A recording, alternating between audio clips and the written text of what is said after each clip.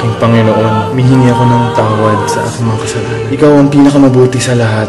Ipinapangako kong lalayo na ako sa kasalanan at mamahalin kita ng buong buo. Tulungan mo ako. Amen. Bless me, Father, for I have sinned. Lord, have mercy.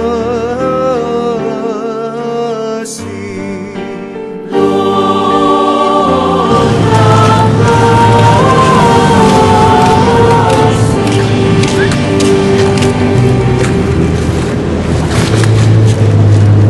Ayos ka na? Patawad, kasalanan ko. Gusto ako tumitingin sa daan. Ayos lang po yun. Sa totoo lang ako po may kasalanan eh. Nagmamadali po kasi ako.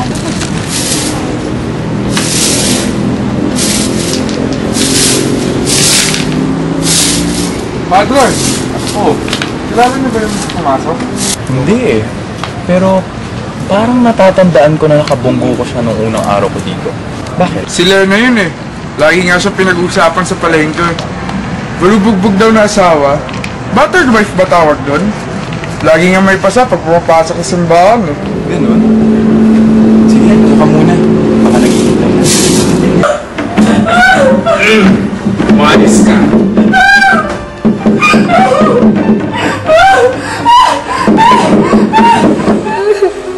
Lagi na lang niya po ako sinasaktan.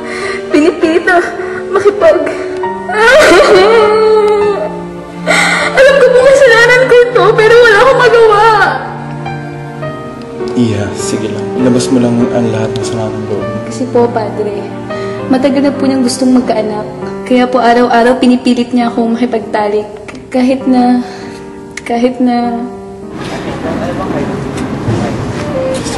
Sister Gabriela, kumusta ka na? Tagal na rin tayo hindi nagkikita. Ano't naparito ka na walang pasabi? Tara, merienda muna tayo dun sa kusina sa kumbento. Hindi. Sandali lang naman ako dito. Bibisitahin ko pa kasi ang aking itang. Kaya nga, buti na lang dito ako sa lugar niyo na destino. Kahit pa paano, may kakilala naman ko. Mababait ang mga tao dito sa San Martin.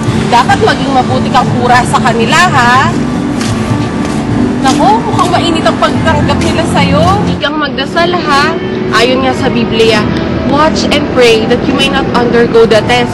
The spirit is willing, but the flesh is weak. Ay, sige, mauna na ako, ha? Ay, ako ba sulo? Ano yan? Oh, gusto ka na, Lana? Mangumpisal ka ba? Diyan pa naman si Padre. Gusto ko kumpisaryo. Maraming mangumpisal ngayong araw eh. Dito po ba? Salamat po. Oo. Batang-bata pa rin si Padre Agustin, pero gustong-gusto na siya ng mga tao. Ikaw, gusto mo rin ba?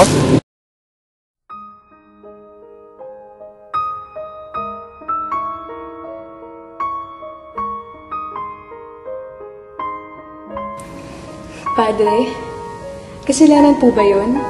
Kasalanan ng alin?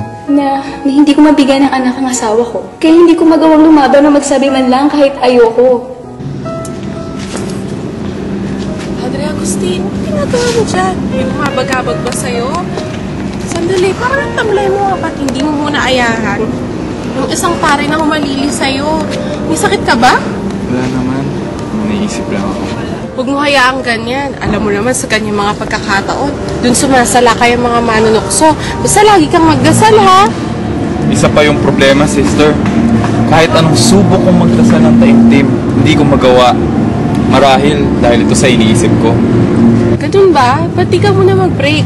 Mag-hike ang mga pare at madre. Pupunta kami sa Sierra Madre at dun sa chapel sa taas. Dun kami magre-retreat. Sumama ka muna. Kailangan ako ng mga tao dito eh. At marami rin kasing trabaho. Baka hindi kayanan ni Father Paul kung iwan ko siya. Sayang naman. Basta, sige magpahinga ka at magdasal ka. Sabi nga sa James, submit yourself to God. Resist the devil and he will flee from you. Basta magdasal ka lang at aalis ng Diyos ang lahat ng bumabagabag sa'yo. Paano ba yan? Aalis na ako ah. Magdasal ka palagi.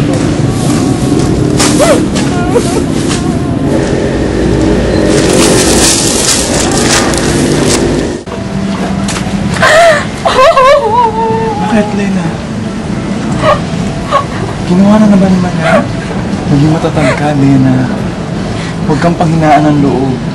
Hindi ka papabayaan ng Diyos. Tulad nga ng sinabi ko dati. Hindi mo naman kailangan pagtiisan ng asawa mo. Asawa ka niya, hindi ka niya dapat sinasaktan. Kailangan na natin to isumbong sa mga pinaukulan. Hindi po, Father. Mahal ko po siya.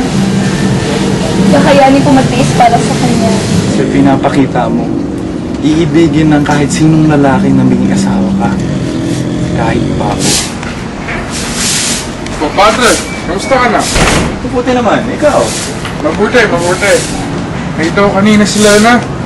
Luhan, pero maganda pa rin. Kung wala lang talaga akong asawa.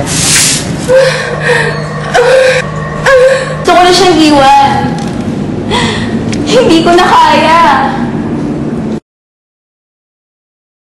Lord, have Padre? Anong ginagawa niyo dito? Padre? Padre! Tulong! Bless me, Father, for I have sinned.